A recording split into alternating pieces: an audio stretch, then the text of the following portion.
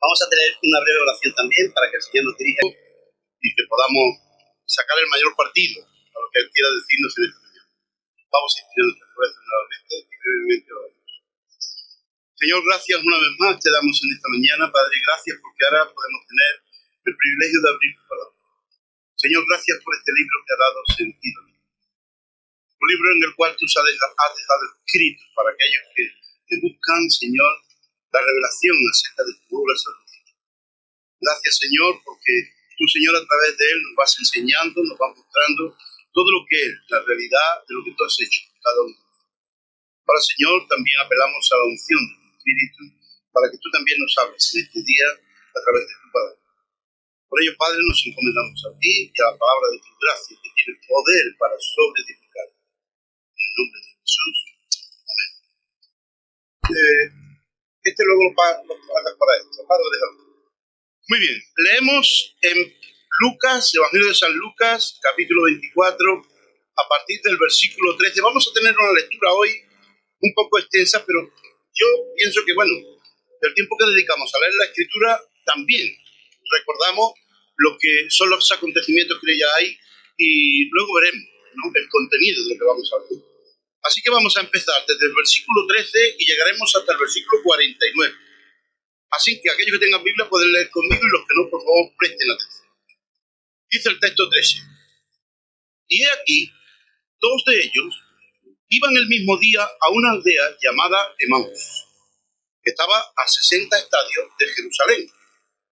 E iban hablando entre sí de todas aquellas cosas que habían acontecido. Sucedió que mientras hablaban y discutían entre sí, Jesús mismo se acercó y caminaba con ellos. Mas los ojos de ellos estaban velados para que no le conociesen. Y les dijo: ¿qué pláticas son estas que tenéis entre vosotros mientras camináis? ¿Y por qué estáis tristes? Respondiendo uno de ellos, que se llamaba Cleofás, le dijo: ¿eres tú el único forastero en Jerusalén que no has sabido las cosas que en ellas han acontecido en estos días? Entonces él le dijo: ¿qué cosas?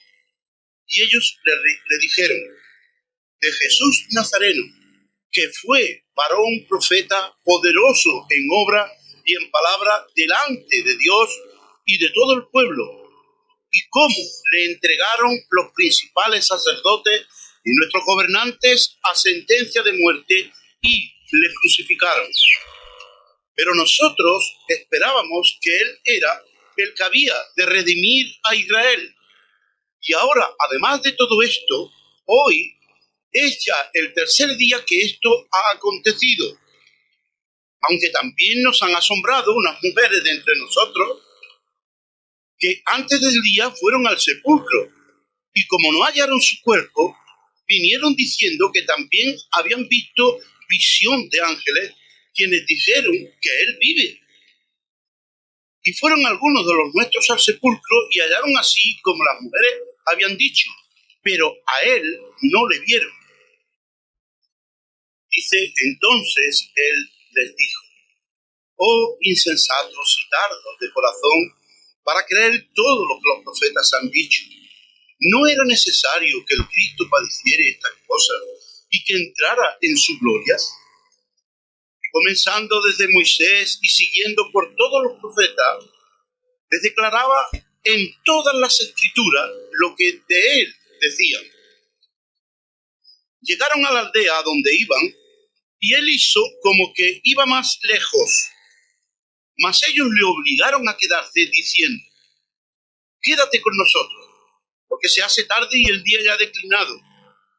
Entró pues a quedarse con ellos, y aconteció que estando sentado con ellos a la mesa, tomó el pan y lo bendijo, y lo partió y les dijo, y les dio. Entonces le fueron abiertos los ojos, y le reconocieron, mas él se desapareció de su vista. Y se decían el uno al otro: ¿no ardía nuestro corazón en nosotros mientras nos hablaba en el camino y cuando nos abría las escrituras? Y levantándose en la misma hora, volvieron a Jerusalén y hallaron a los 11 reunidos y a los que estaban con ellos, que decían: ha resucitado el Señor verdaderamente y ha aparecido a Simón. Entonces ellos contaban las cosas que les habían acontecido en el camino y cómo les había reconocido al partir el pan. Mientras ellos aún hablaban de estas cosas, Jesús se puso en medio de ellos y les dijo: paz a vosotros. Entonces, espantados y atemorizados, pensaban que veían un espíritu.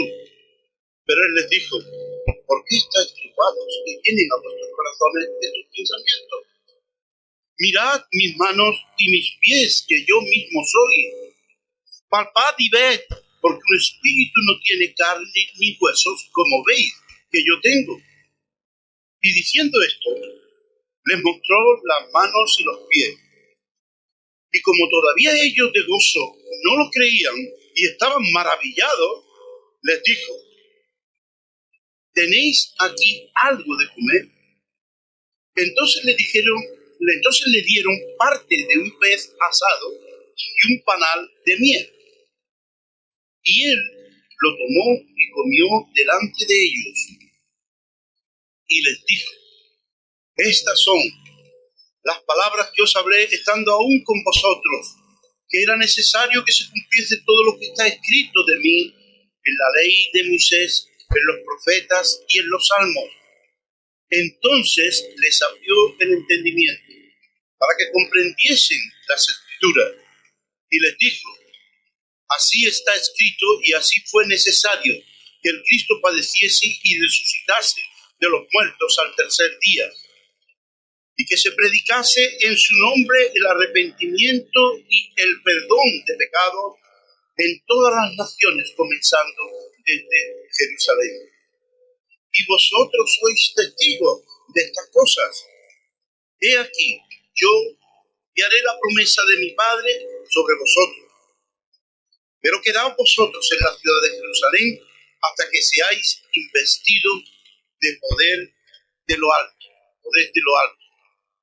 Como veis, es un pasaje que Lucas nos relata solamente. Veis al principio del relato, Marcos empleará 2 versículos nada más. Es una breve reseña. Pero Lucas, veis que es extensísimo. Hay quien dice que esto es una hipótesis, yo más bien pienso que no, que posiblemente el otro, que no es Cleofás, era Lucas. Pero es difícil de entender, porque Lucas vemos que posiblemente no era ni judío, posiblemente era gentil, medio.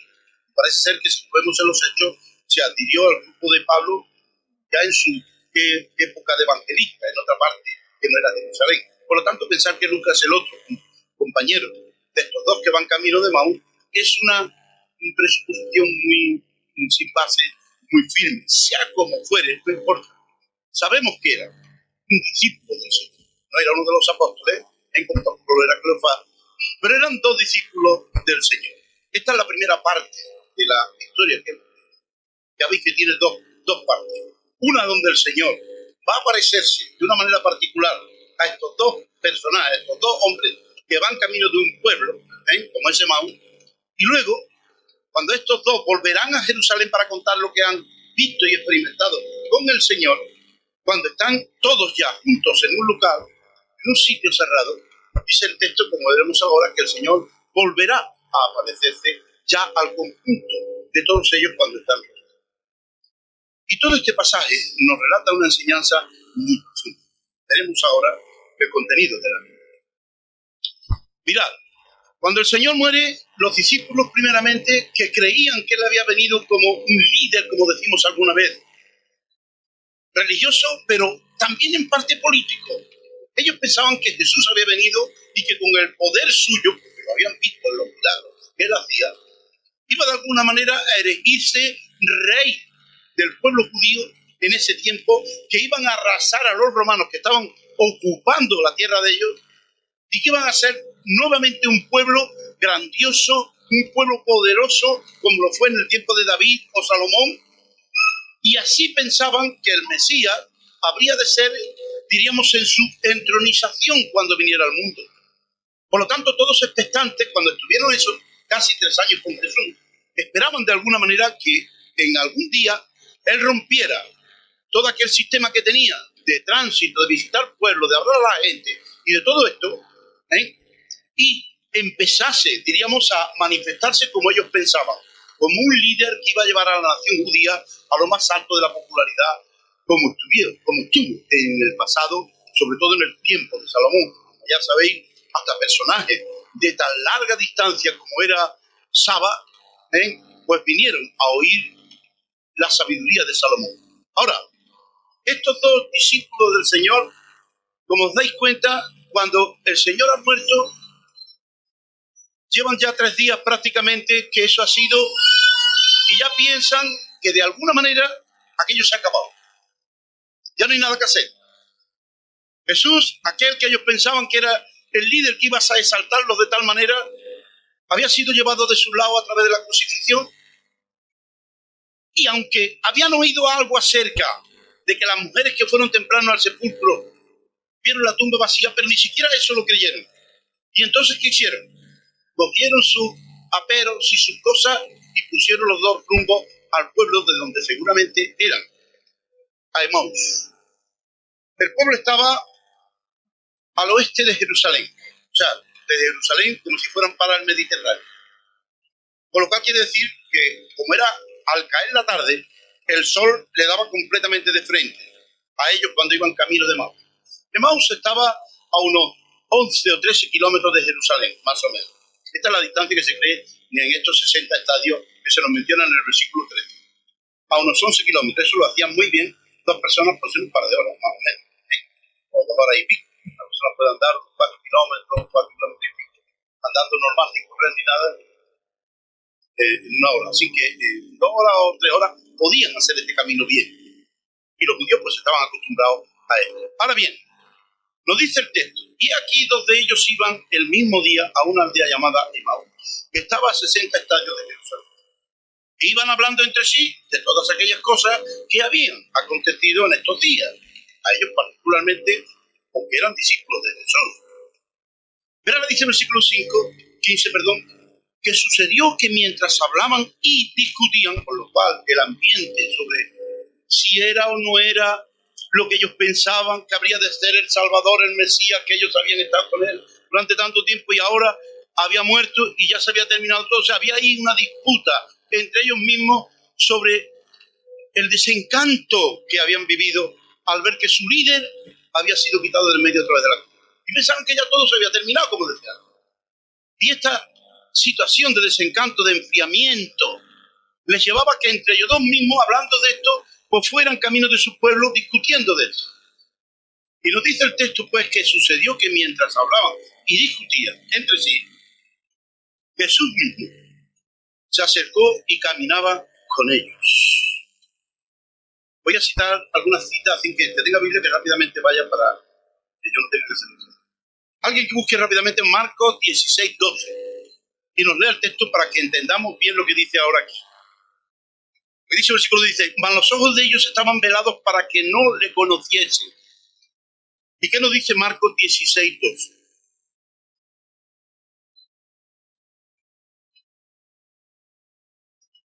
Mirad, pero después apareció en otra forma a 2 de ellos que iban de camino al campo, además a su tierra, a su labor.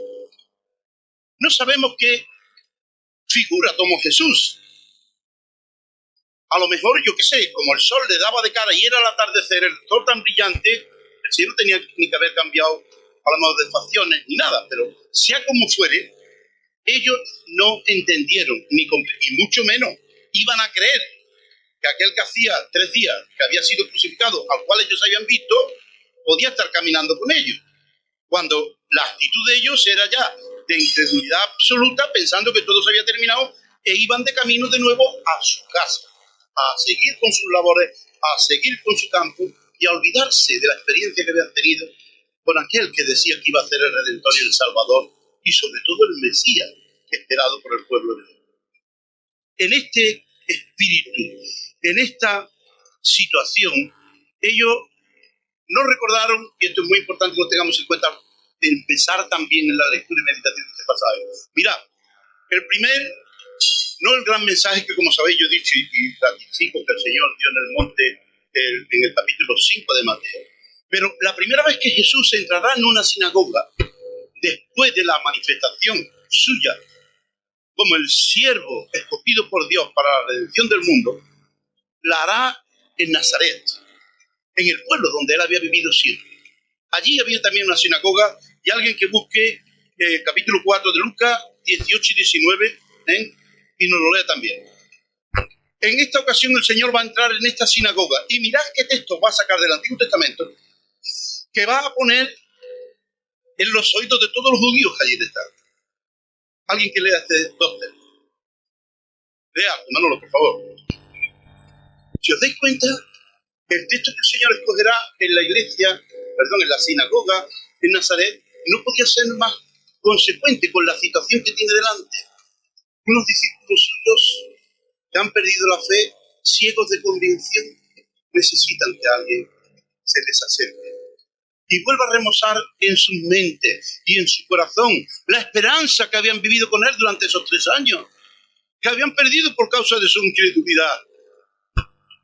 El Señor se les acerca, pues, y aunque sus ojos estaban velados, aunque ellos no veían como tendrían que haber visto y entendido, Él les dijo, versículo 17, ¿qué plática? ¿Qué charláis? ¿Qué son estas cosas que tenéis entre vosotros mientras camináis?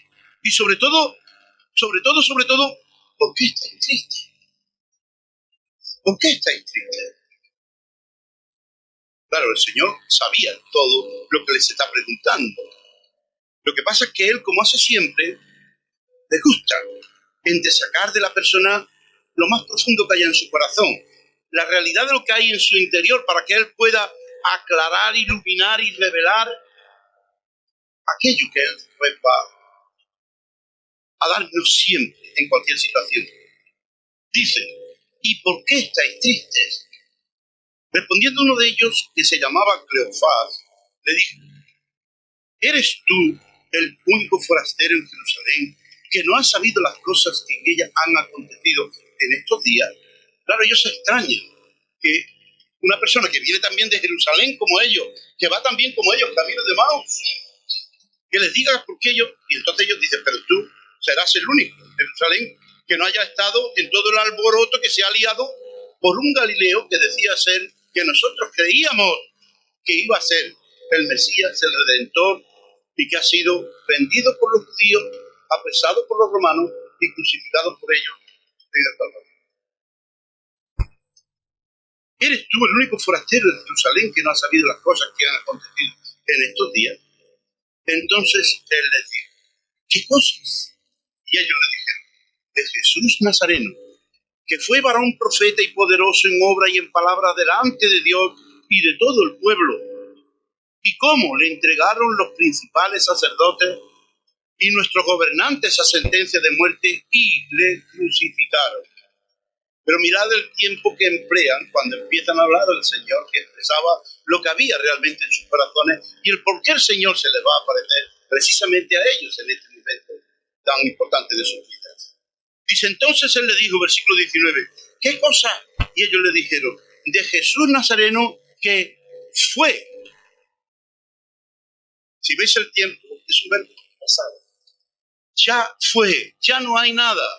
Ya ha terminado todo aquello que pensábamos que podría haber sido y no fue, y no ha sido. Qué pena, qué desencanto, qué desilusión para nosotros.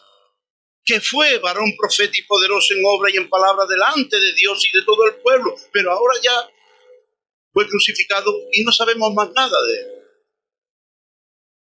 Y cómo le entregaron los principales, los sacerdotes y nuestros gobernantes a sentencia de muerte y le crucificaron. Pero nosotros esperábamos que Él era el que había de redimir a Israel. Mirad, la palabra aquí, de redimir a Israel, expresa esto que decíamos al principio. Ellos esperaban que iba a ser un líder tan importante que iba a quitar la presión de Roma que había sobre el pueblo judío y que les iba a llevar a una gloria como la vivida en el pasado, en los tiempos de David o Salomón y otros reyes. Por lo tanto, su situación era esta, diríamos, ese estado de defenestración, de desencanto y casi de tristeza, evidentemente. Mirad, en el versículo 68 del capítulo 1 de este libro, alguien rápidamente que lo lea también, mirad qué dice allí el Señor. Y otro que busque el capítulo 2, 38, bueno, el mismo que lo lea porque está muy cerca. 1, 68 y 2, 38 del capítulo 1 y 2 de Lucas. Mirad, ahí están, ¿quién está hablando, camarada? Zacarías, el profeta, Zacarías, el sacerdote y profeta, que va a ser iluminado, ya sabéis que es el padre de Juan el Bautista. Entonces, por revelación de Dios, va a dar una palabra profética de aquel que está ya en aquel entonces allí. ¿Qué dice? Del otro lado.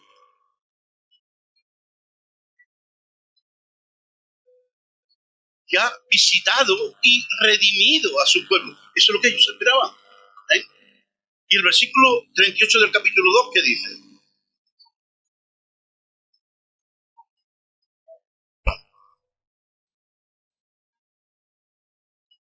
¿Os dais cuenta? Era el mismo espíritu que en el judío estaba inmerso en su mente el hecho de que ellos esperaban al Mesías, pero que este iba a llevar toda esta condicionante de liberación, de libertad, de redimir de los romanos la presión que sobre ellos se ejercía.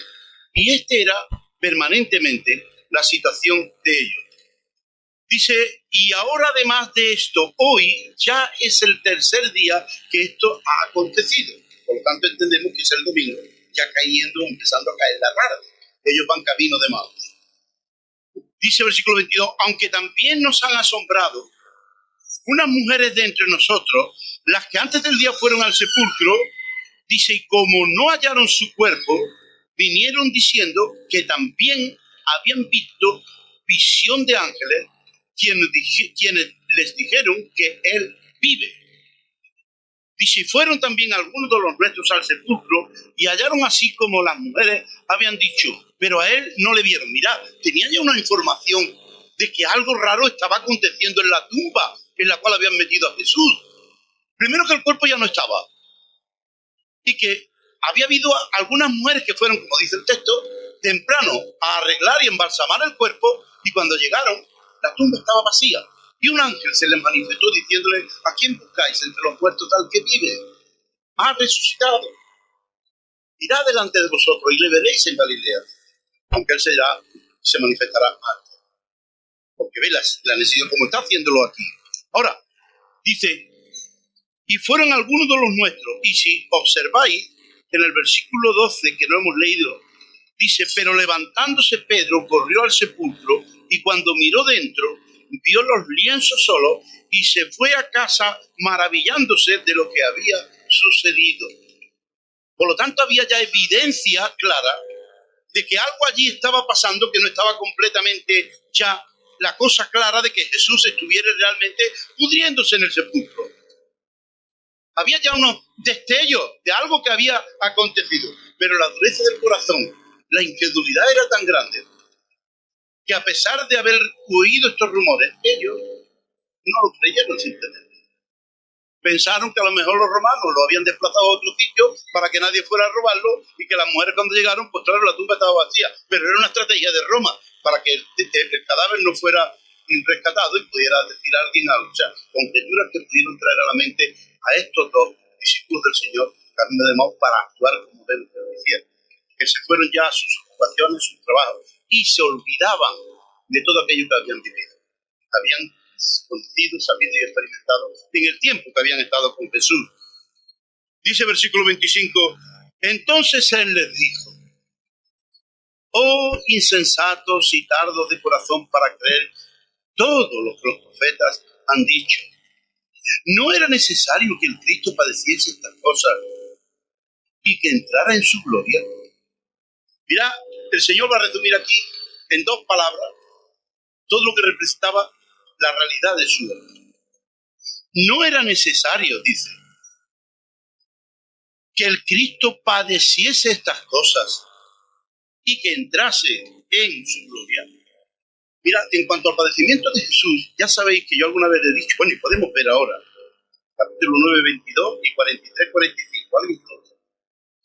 Para leer. capítulo de Lucas. Cuando digo el libro este, capítulo 9, 22, leámoslo y ahora haremos el comentario. Y el 43, 45, que tenga otro. ¿Qué dice 9, 22? No puede ser más claro. El Señor está hablando ahí a sus discípulos acerca de lo que le ha de acontecer a Él personalmente. Pero ellos no querían saber de estas cosas. Segundo texto, 43, 45. ¿Qué dice? 43, 45.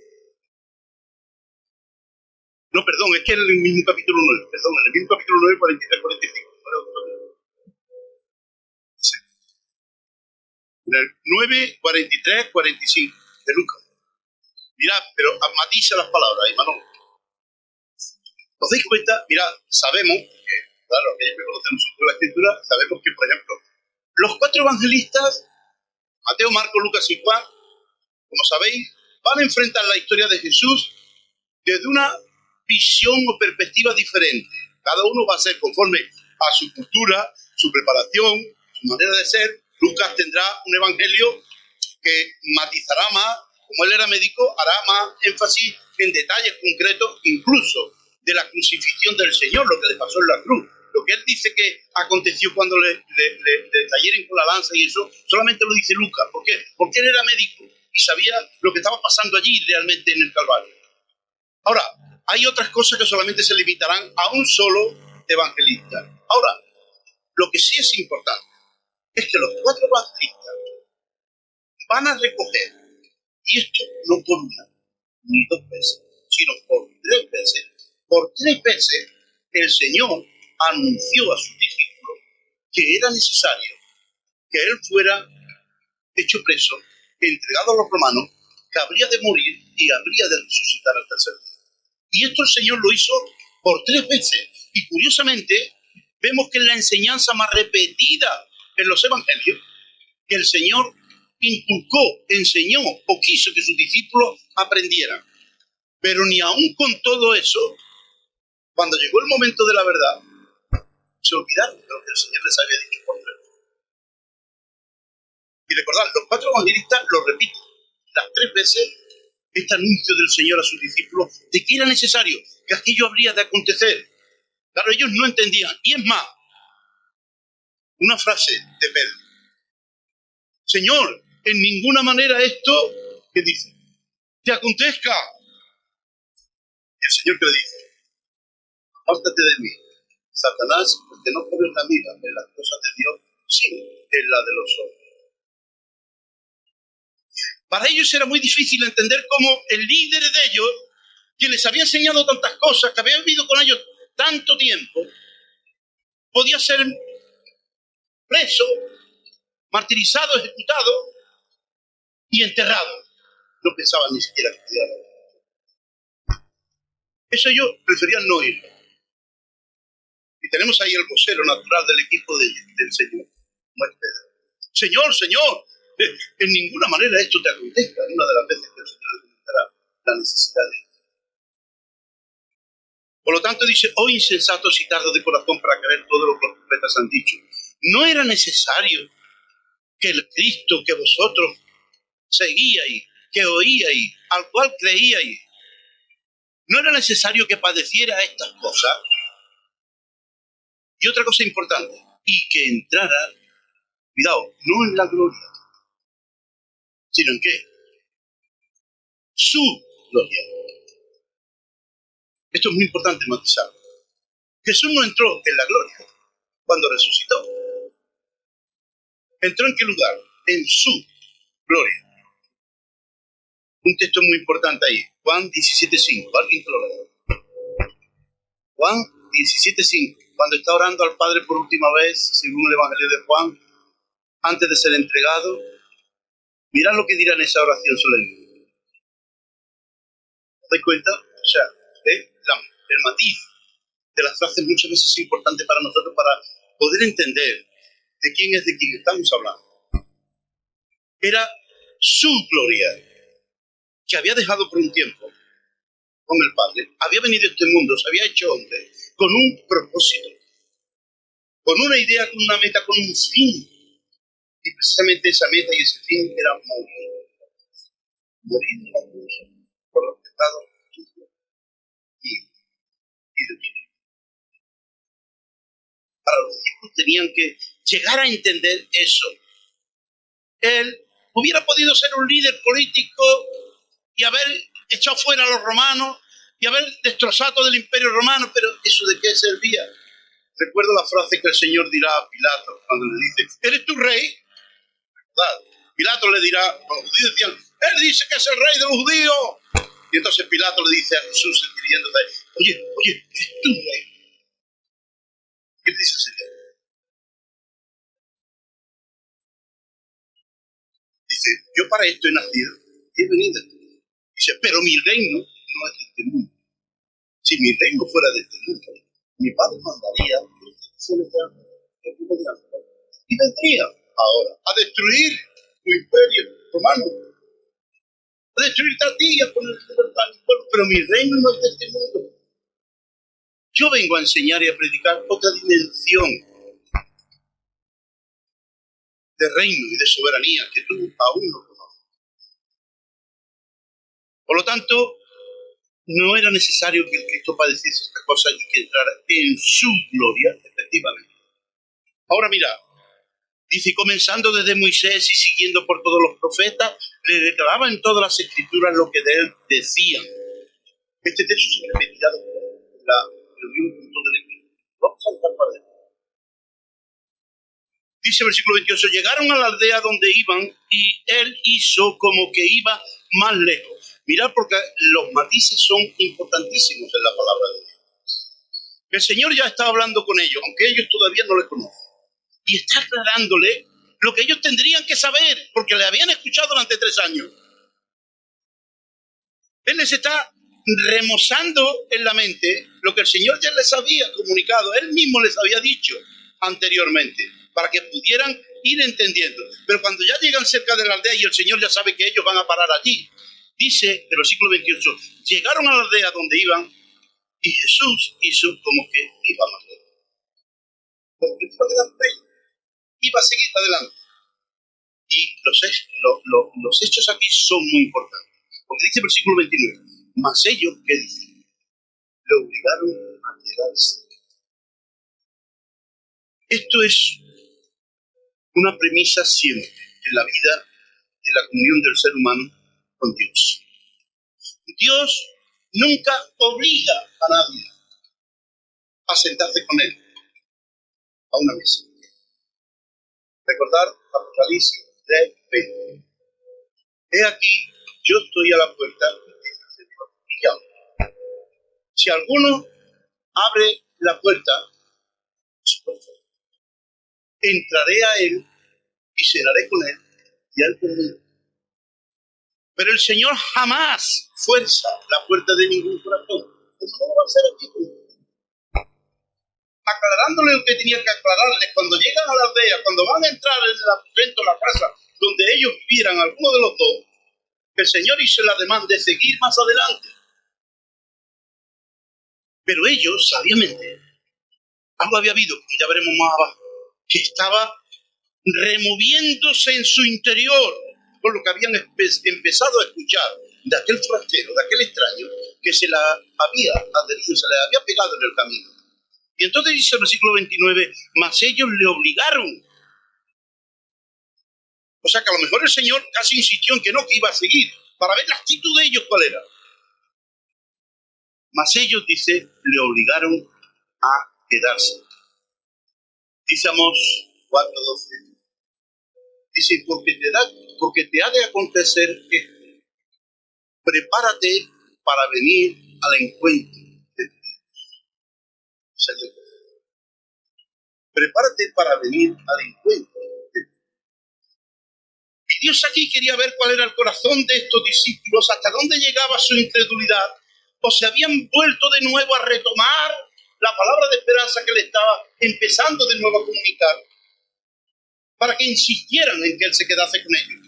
Si realmente había hecho efecto su palabra en su vida, o si seguirían en ese camino de incredulidad cuando llegan a la casa donde viven. Ellos le obligan a quedarse, diciendo, quédate con nosotros, porque se hace tarde y el día ya ha declinado. Dice pues que entró pues a quedarse con ellos. Y aconteció Estando sentado con ellos a la mesa, tomó el pan, lo bendijo, lo partió y les dio. Esto es lo mismo que encontramos, aunque no lo dice Lucas, no lo dirá Marcos 16, 14. No hace falta ir ahí.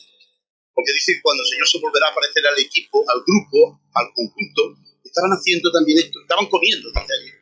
Perdón, Marcos 16, 14. Estaban comiendo. Y el Señor en ese impacto entró entonces en el aposento donde estaban todos para manifestarse a ellos después de la luz. Ahora, versículo 31 dice, entonces le fueron abiertos los ojos y le reconocieron, mas él se desapareció. El Padre no puede ser más emotivo. Porque mirad, yo creo que el Señor ya ha hecho lo que él venía a hacer con estos dos. Al fin y al cabo eran los que vio que estaban alejándose con más rapidez y premura de los caminos que él había enseñado. Y antes de manifestarse al grupo, a mí me enseña mucho esto. El Señor tenía la compasión de cada uno de sus discípulos, pero va por estos dos que ve que se están con más incredulidad alejando del conjunto, porque los otros todavía están en Jerusalén reunidos. A ver qué pasa. Pero estos ya se están alejando por su incredulidad de una manera en la cual el Señor tiene que echarle una mano. Y entonces le sale, como hemos leído en el canal, y les empieza a hablar. No era necesario que el Cristo padeciera y fuera muerto. Si ya lo enseñé, eso no se lo dice. Si lo habéis oído, y lo habéis oído por 3 veces, que esto había de ser y había de acontecer. Entonces, cuando el Señor entra, estando a la mesa con ellos, tomó el pan y lo bendijo, lo partió y les dio. Entonces le fueron abiertos los ojos y le reconocieron. Alguien lea Efesios 1:18 rápidamente. Efesios 1:18. Mira lo que dice Pablo. Efesios 1:18. Mira qué texto tan precioso. El Señor había venido ¿para qué? Para alumbrar los ojos de vuestra ignorancia. Para que entendáis cuáles son las riquezas y las glorias que Él ha venido a manifestar. Y aquí el Señor, cuando está delante de ellos, dice que entonces le fueron abiertos los ojos y le reconocieron. Mas Él dice, desapareció de su vida. Va a volver a aparecer. Porque dice que esto, y se decían el uno al otro, no ardía nuestro corazón en nosotros mientras nos hablaba en el camino. Y cuando nos abría las Escrituras, qué preciosa frase. ¿Sabéis que esto es un libro como cualquier libro? Esto no es un libro diferente a otro libro. Tú puedes leer el Quijote y puedes leer este libro y verás que son 2 libros que cuentan historias, que cuentan eventos y tal y tal. Ahora, ¿qué es la diferencia de este libro a cualquier otro libro? Es un libro que el Espíritu Santo puede abrirte y revelarte el contenido de lo que en él hay para ti y para mí. Esto es lo que marca la diferencia de la palabra de Dios a cualquier otro libro. Es un libro que realmente encierra toda esa preciosa revelación que Dios quiere mostrarnos en nuestro andar con Él. Dice, pero el hombre natural no percibe las cosas que son del Espíritu, porque para él son locuras y no las puede entender. ¿Por qué? Porque se han de descubrir, se han de entender. Y si el Espíritu de Dios no está por encima de tu prejuicio, de tu mente y de tu corazón para grabar esta palabra en tu vida y en tu corazón, será una palabra que entrará por aquí y saldrá por aquí. Y no tendrá el efecto para el cual fue escrita y enviada por Dios para nuestra enseñanza acerca de él. Por lo tanto, es muy importante que las Escrituras nos sean abiertas en su contenido. Que cuando leamos pensemos siempre que esto es el libro que Dios ha escrito para que le conozcamos a Él, para que podamos aprender de lo que Él es, de lo que Él quiere, de lo que Él desea para ti, para tu vida, para tu andar cotidiano en todo el andar de la existencia humana. Esto es un libro que completa todo anhelos y deseos de cualquier corazón que busque a Dios. Dice Jeremías 29. ¿Alguien que lo lea también? Jeremías 29. Fíjate, esto es la palabra que si no los leemos, pues perdemos parte. ¿No es esto que ardía la palabra del Señor en su vida? Es lo mismo del profeta ahí. Aunque ellos hubieran intentado de sufrir la palabra que habían recibido del Señor, no podían.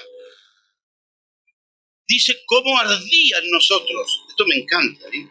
Ardía en nosotros nuestro corazón mientras nos hablaba por el camino.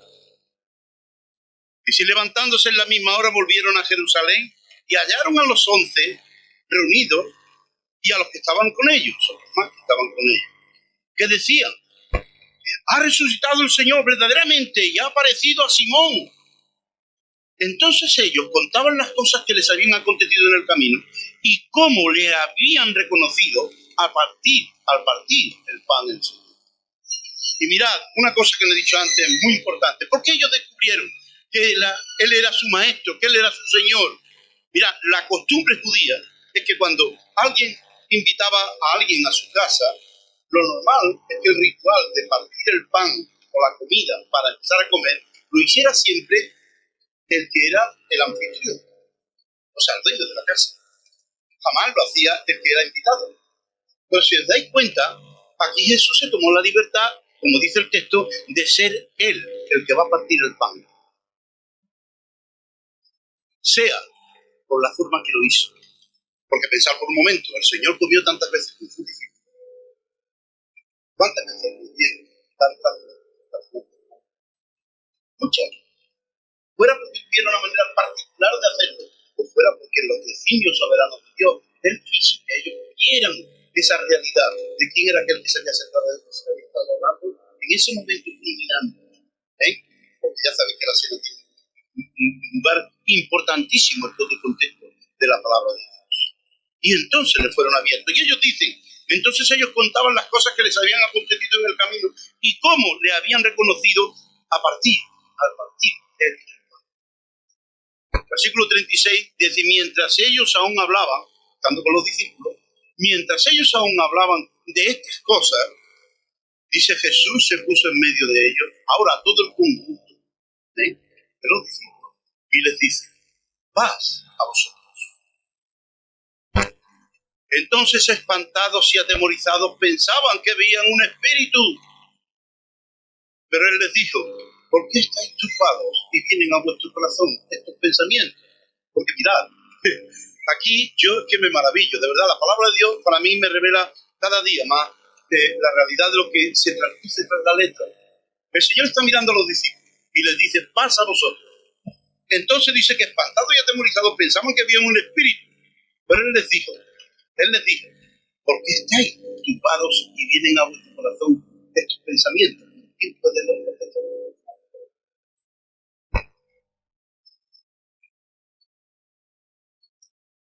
Él le está hablando, le está diciendo: ¿por qué estáis turbados por esos pensamientos que tenéis en vuestra mente? No es algo nuevo, el Señor ya lo había hecho. Es saber lo que había en la mente y en el corazón, incluso sin que él hablase. Y aquí el Señor está en medio de esta ocasión de sus discípulos y otros más. Y cuando dice paz a vosotros, ellos asustados porque no creían todavía que él realmente hubiera resucitado, se espantan y piensan que está viendo un fantasma, alguien que se les está apareciendo allí en aquel momento. Y el Señor, que está leyendo la mente y el corazón de cada uno de ellos, sabe lo que hay ahora mismo en ellos, sabe el temor y la angustia que están viviendo. Dice: mirad mis manos y pies, que yo mismo soy. Palpad y ved, porque un espíritu no tiene carne ni huesos, como veis que yo tengo. Me encanta el texto de primera de Juan, la primera epístola de Juan 1. Rápidamente, que alguien vaya allí. Ese texto es precioso. Puedo leer, pero quiero que lo leamos. Sigue. Primera de Juan, no Juan. Mirad Años después, lo que Juan va a escribir, léelo otra vez fuerte, Pilar, por favor, lo que Juan va a escribir en su epístola, haciendo alusión a este incidente, porque era este incidente, no era otro. Mira lo que Juan dice. Esto es precioso. O sea, Juan aquí fue también y tocó al Señor en sus heridas para ver si realmente era él o era un espíritu, era algo que se les estaba manifestando. Querían ver y tocar a su Señor para, diríamos de una manera completa, quitar todas sus dudas y temores de su mente y de su corazón. Para eso el Señor se les estaba manifestando, no para otra cosa, para que no fueran engañados. Sí. Mirad mis manos y mis pies, que yo mismo soy. Palpad y ved, porque un espíritu no tiene carne ni hueso, como veis que yo tengo. Y diciendo esto, dice, les mostró las manos y los pies. Y como todavía ellos, algunos, por supuesto, de gozo no lo creían, ahora ya ha cambiado la percepción. Ahora ya tal es el gozo que tienen, que el gozo incluso les hace estar en una situación tan eufórica que aún tienen que ratificar esa credibilidad en él. Y dice, pues, que como todavía ellos de gozo no lo creían completamente, y estaban maravillados ya, les dijo, ¿tenéis aquí algo? Qué preciosa idea. Si compone, es neuma, viento. No existe, no tiene solidez, no tiene la contextura que puede tener un cuerpo normal. ¿Tenéis aquí algo de comer? Entonces, dice, le dieron parte de un pez asado y un panal de miel. Vamos a ir rápidamente a Hechos 10, 40, 41. El primer gentil en la historia que se convierte, Cornelio. Pedro está delante de él. Y al igual que ha hecho Juan antes, que hemos leído en su primera epístola, aquí Pedro va a decirnos algo importante también de este contexto, de esta experiencia que él va a tener aquí. Hechos 10, 40 y 41. ¿Qué dice Pedro ahí a Cornelio en todo el discurso que le está diciendo? Entre las cosas, ¿qué le dicen esos dos textos? ¿Veis cómo los discípulos después van a ver la importancia de esta experiencia que están teniendo aquí con su Señor? Juan había palpado, había sentido el calor de su cuerpo. Y Pedro estaba diciéndole a Cornelio, mira, créete lo que te estoy diciendo. Cuando le vimos, no era un fantasma, no era un espíritu incorpóreo. Nosotros pudimos comer con él. Y vimos cómo realmente él comió con nosotros. Por lo tanto, era una ratificación de la resurrección corporal y completa. Eso sí, un cuerpo glorificado, pero un cuerpo a su vez. Y allí Pedro, igual que lo hará Juan, está recordando esta experiencia. Versículo 43 dice, y él lo tomó y comió de ello. Y les dijo, estas son las palabras que os hablé estando aún con vosotros, igual que le ha dicho antes a los dos que van camino de Emaús. Estas son las cosas que yo os dije, os anuncié por 3 veces durante el ministerio entre vosotros. Era necesario que el Cristo padeciese, fuera entregado, muerto y que resucitase al tercer día. Oh, duros de corazón para recordar lo que yo con énfasis intenté grabar en vuestra mente. Estas son las palabras que os hablé, estando aún con vosotros. Era necesario que se cumpliese todo lo que está escrito de mí. Mirad ahora, en la ley de Moisés, en los profetas y en los salmos.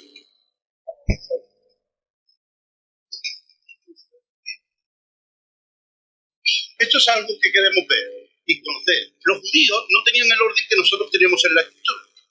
Nosotros tenemos el Antiguo y el Nuevo Testamento. Los judíos solamente tienen el Antiguo Testamento. Eso ya lo sabemos, ¿no? Pero el Antiguo Testamento ni siquiera lo tienen como nosotros. Ellos dividen el Antiguo Testamento en 3 partes importantes, que son la ley, los profetas y los salmos. Esos son los 3 grupos de libros que ellos tienen para ellos importantes, que a su vez se llaman los Neviahim y los Ketubim en hebreo. Y en cada uno de los apartados encontramos los libros que ellos tienen. La ley, o la Torá, está compuesta, como sabemos, por los 5 primeros libros de la Biblia, que son exclusivamente de Moisés, ¿sabes? Génesis, Éxodo, los profetas, si veis, están agrupados por estos libros que tenemos nosotros también en la Escritura. Josué, Jueces, primera y segunda de Samuel, primera y segunda de Reyes, Isaías, Jeremías, Ezequiel, Oseas, Joel, Amós, Abdías, Jonás, Miqueas, Nahum, Habacuc, Sofonías, Ageo, Zacarías y Malaquías. Esos son lo que ellos agrupan en los profetas. Y luego tienen los salmos, o los agiógrafos, ¿bien?, que son los salmos, pues también tenemos Proverbios, Job, Cantares, Ruth, Lamentaciones, Ezequiel, Esther, Daniel, Edra, Nehemías y primera y segunda de Crónicas. Esto es importante. ¿Por qué? Porque ellos conocían esto. Los judíos generalmente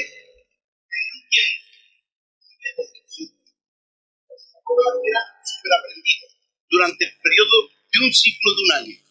Porque ellos tenían esquematizadas todas las lecturas. Tenían, para cada semana del año, para cada sábado, tenían una lectura de una parte de las tres estas importantes. Un sábado cogían una lectura de la ley, de la Torá, otra cogían de los profetas, otra de los salmos, y así intentaban que, cumplido un año, todos los judíos hubieran podido ir a estos tres grandes grupos de libros que ellos tenían.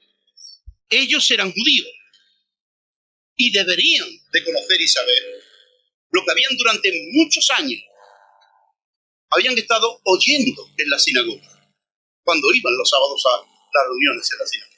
Por eso el Señor les dice que era necesario que se cumpliese todo lo que está escrito de mí,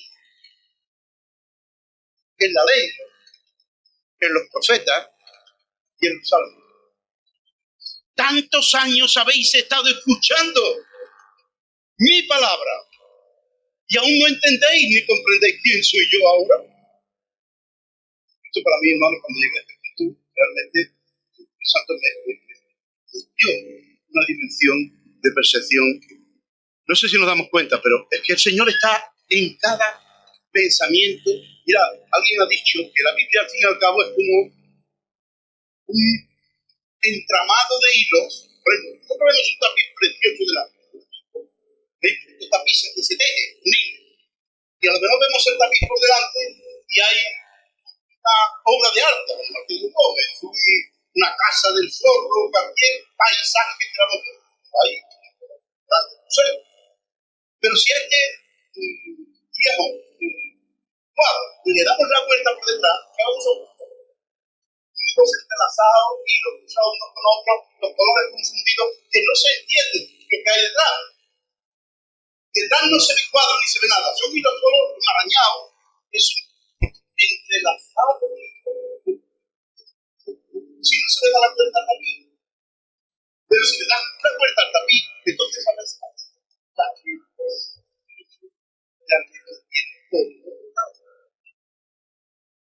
tristemente que el Señor nos está pensando que ellos entiendan. Han visto el tapiz, pero lo han visto por el lado de atrás. Aunque hay hermanos que dicen que aún a pesar por el lado de atrás, siempre desde el principio que se empezó a de la palabra de Dios, vamos a encontrar un tipo de que vas que entonar, que algo y el hijo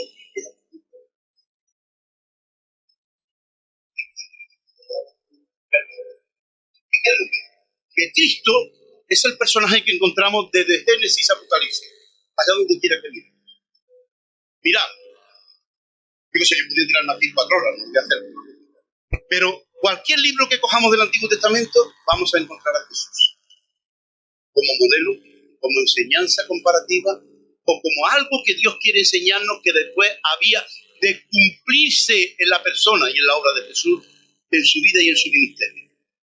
Montones de textos podíamos sacar aquí. O sea, estaríamos días, semanas incluso sacando textos. Un ejemplo simple y sencillo, ya sabéis, por ejemplo, cuando Adán y Eva caen, Dios tiene, cuando ellos se dan cuenta que estaban desnudos, tiene que hacer ¿qué? Matar a un animal, porque ellos habían cogido hojas de higuera y se las habían puesto, pero las hojas de higuera se secaban, y eso no servía para cubrir su desnudez. Entonces Dios dice que hizo que les preparó pieles, de algún animal. No se dice el animal, pero intuitivamente podemos pensar que tuvo que ser a lo mejor un cordero, o de varios corderos. Ahí ya en el principio de la revelación, estamos entendiendo que para conquistar el pecado era necesario la necesidad de ser siempre. Puedo decir la cantidad de textos de Isaías, ese pasaje que los judíos quieren leer, que es tan claro, que desde el principio hasta el final ha hablado del siervo sufriente de Jehová. ¿Cuántas cosas dice ahí que se cumplieron en la cruz? Y que empezamos a leer el capítulo 53 entero y nos quedamos asombrados de ver cuánto hay ahí escrito de lo que después aconteció 600 años después. Bueno, toda la escritura, como dice Pablo en sus escritos, es inspirada, útil para enseñar, para instruir, para corregir en justicia, a fin de que los hombres seamos en todo enteramente preparados para toda buena obra. Por eso el Señor les dice a los discípulos aquí, en el primer encuentro que va a tener después de su resurrección: mirad, yo ahora os digo, estas son las palabras que os hablé, que os he estado hablando durante años y años en la sinagoga cuando leíais la Torá, los profetas o los salmos. Estas son las palabras mías que yo os hablé, aunque el rabino estuviese leyendo en la sinagoga, pero a través de los labios del rabino, quien estaba hablando era Dios, porque estaba contando sus palabras. Por lo tanto, Jesús aquí puede apropiarse de esto. Estas son las palabras que os hablé. Y aún estando con vosotros, que era necesario que se cumpliese todo lo que está escrito de mí en la ley de Moisés, en los profetas y en los salmos. Dice, entonces les abrió, al igual que había hecho. Entonces les abrió el entendimiento, en el versículo 31 que leíamos antes, para que comprendiesen las escrituras. Entonces les abrió el entendimiento para que comprendiesen las escrituras. Y les dijo, así está escrito. Y así fue necesario que el Cristo padeciese y resucitase de los muertos al tercer día. Era necesario que fuese literalmente cumplido al tercer día y que se predicase en su nombre el arrepentimiento y el perdón de pecados en todas las naciones, comenzando desde Jerusalén. Hechos 2:30. ¿Qué encontramos ahí? En el primer discurso que Pedro va a tener el privilegio de dar a la gente después de haber sido posesionados por el poder del Espíritu Santo. Hechos 2:30. Todo el discurso de Pedro ahí hace una exaltación de la persona, enseñando y revelando cómo las escrituras siempre habían hablado, habían enseñado acerca de él. El arrepentimiento y el perdón de los pecados en todas las naciones, comenzando desde Jerusalén. Ya sabéis que esto será la encomienda que el Señor dará en Hechos 1:8, en Juan 21:15, en todos los sitios. Cuando Él va a irse, le dice, se cuenta ya a sus discípulos, que el Evangelio había de ser predicado en Jerusalén, en Judea, en Samaria y hasta la tierra. Ese proceso que encontramos aquí. Y dice el versículo 49, el último, he aquí, yo le enviaré la promesa de mi Padre sobre vosotros. Pero quedaos vosotros en la ciudad de Jerusalén hasta que seáis investidos del poder de lo alto. Y esto es algo que nos va a hacer olvidar. Ya se ha hablado de los árboles aquí. La importancia de este poder de Dios. Para que pueda testificar con libertad, valentía y soltura de lo que Dios ha hecho por cada ser humano que aún no le conoce. Necesitamos ese poder de Dios transformador. Dice un texto, 2 Corintios 5:20, 2 Corintios 5:20. Somos embajadores de Cristo. ¿Habéis pensado alguna vez la figura normal de un embajador? ¿Sabéis lo que es un embajador? Un embajador es alguien de un país que encomienda para ir a otro país, para que represente su país, delante de ese país extraño de intervalo, para trabajar. Y a veces en relaciones políticas, en relaciones sociales, en todo lo que vete a un embajador en una nación extraña. Ahora mirad, algo muy interesante. Cuando un embajador entra o llega, mejor dicho, a cualquier país, ese embajador no es nada. Hasta que el que manda en el país permanente, sea el presidente de la República, sea un rey, que nosotros tenemos, de una democracia democrática, una monarquía democrática, sea como fuere, el máximo dirigente, tiene que haber un día en que cite a ese embajador a su casa, y entonces, ¿qué es lo que le hace? Le da los poderes de representación. Pero sin esos poderes, el dignatario del país le fue al embajador. Si no los tiene, si no los ha recibido, no es nada en el país todavía. Yo sé que alguno de vosotros habéis visto en algún telediario alguna vez que el embajador de tal o tal se ha presentado delante del rey para recibir las credenciales. Las credenciales. En un sentido literal, es el poder de poder ser embajador en este país extraño del rey y la nación que él representa. Sin ese poder, él no es nada. Pero cuando recibe ese poder, él puede hablar, negociar, tramitar y tener toda la actividad propia de un embajador. Este ejemplo que Pablo pondrá en su escrito, no porque sí, lo traspasamos a la vida particular de cada uno. Nosotros potencialmente, como dice el texto, somos embajadores de Cristo, pero necesitamos el poder, que solamente viene del rey.